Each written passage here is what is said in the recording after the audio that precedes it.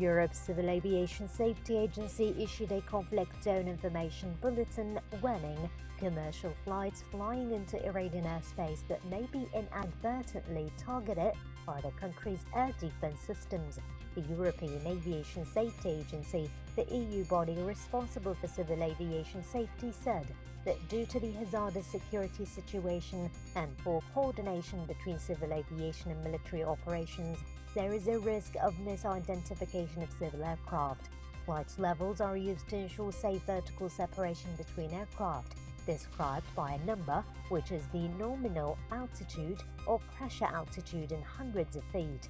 Therefore, a pressure altitude of 25,000 feet is referred to as flight level 250. The internationally recognized government of Yemen claims that the latest draft of a peace plan submitted by the UN Special Envoy for Yemen, Martin Griffiths, is biased toward the Iran-backed Houthis and undermines the government's legitimacy. The proposal suggests accepting the current situation and the changes on the ground, including Houthis as an armed group, one cabinet minister said. He added the main bone of contention is three references that the UN envoy wants to convince everyone are irrelevant, namely the GCC initiative, the outcomes of the National Dialogue Conference, and Security Council Resolution 2216. Saudi Arabia is said to play a key role in the development of a Russian COVID-19 vaccine that produced promising results in the first phase of human trials.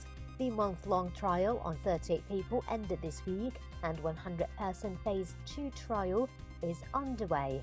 Kirill Dmitriev, CEO of the Russian Direct Investment Fund, said the kingdom could be part of Phase 3, involving thousands of people, which is expected to begin in August.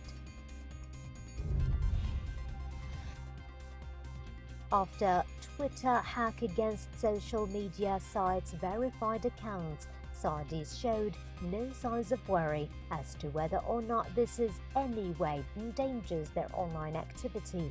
The Bitcoin scam that took over Twitter came in the guise of a charitable request to help the world through the novel coronavirus pandemic, with a code attached at the bottom to transfer Bitcoin with the promise of an increase to double the amount offered.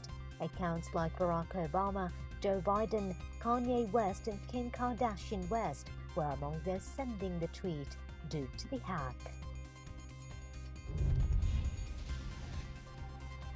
The Secretary General of the Organization of Islamic Cooperation, Dr. Yusuf bin Ahmed Al-Uthaymeen, has called on Muslims, groups, and communities living in non-Muslim countries to improve their integration into their societies, abide by their country's laws, and stick to the peaceful ways and official and legal channels to solve any problems.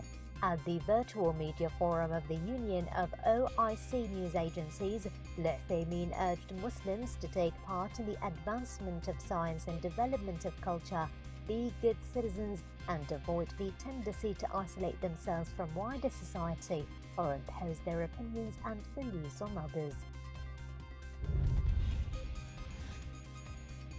The lines are snarked around the block, then they swelled to fill the whole streets before they turned into a raucous mob of men shoving to the front of the line. There, at the Exchange Bureau, they could buy Russian dollars, the hottest commodity in Lebanon. The small Mediterranean country's financial meltdown has thrown Lebanese into a frantic search for dollars as their local currency's value evaporates. To get the precious hard currency, they must navigate regulations, exploiting any loopholes they can to rescue their earnings.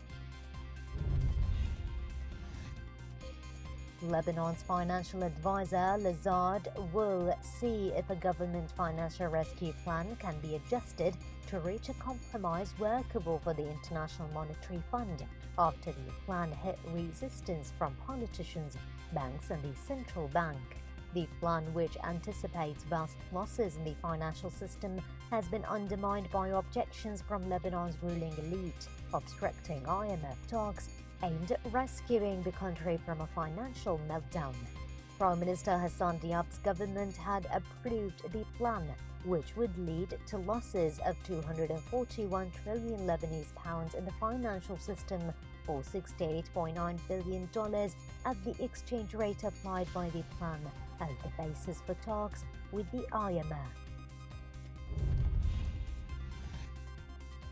More than 500 members of staff were laid off by Lebanon's American University of Beirut Medical Center.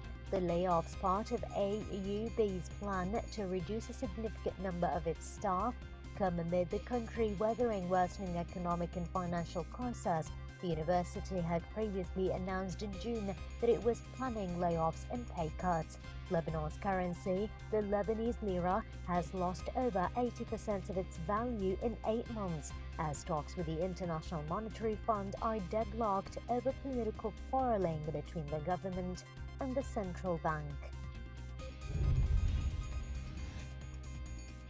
The 3 men charged with the murder of a man in South Georgia pleaded not guilty in Katham County Superior Court in a case that spurred a national outcry after cell phone video of the shooting appeared on the internet.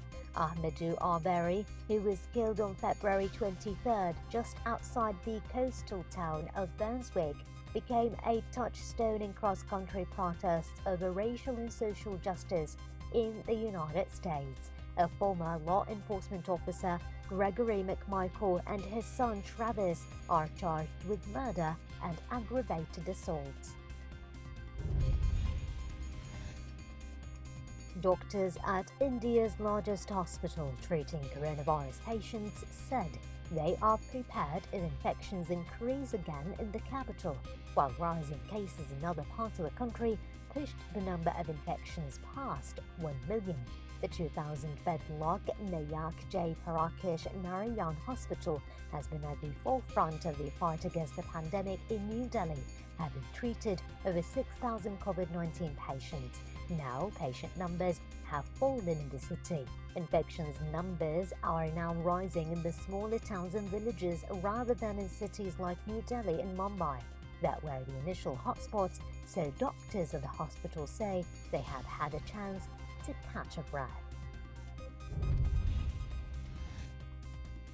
Dubai-based Emirates Airlines resumed flights to the Iranian capital after a 5-month break due to shutdowns to curb the spread of coronavirus. Iran, the worst-hit country in the Middle East, has been scrambling to contain the pandemic since it reported its first 2 COVID-19 deaths in February. Neighboring countries imposed travel curbs and strict quarantine measures after the first cases of their own days later, mostly in travelers with links to Iran. The French government will cut the annual taxes companies have to pay in addition to normal corporate income tax by $11.4 billion, not $22.8 billion. The cuts are designed to encourage firms to produce in France. Finance Minister Bruno Le Maire said on Wednesday that a cut of $11.4 billion next year would be followed by another cut of $11.4 billion in 2021, for a cumulative annual reduction of $22.8 billion.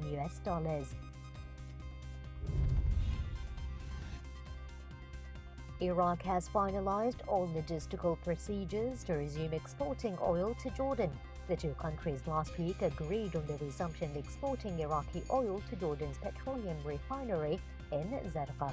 Iraqi tankers were unloading the oil into Jordanian tankers on the border between the two during the coronavirus lockdown.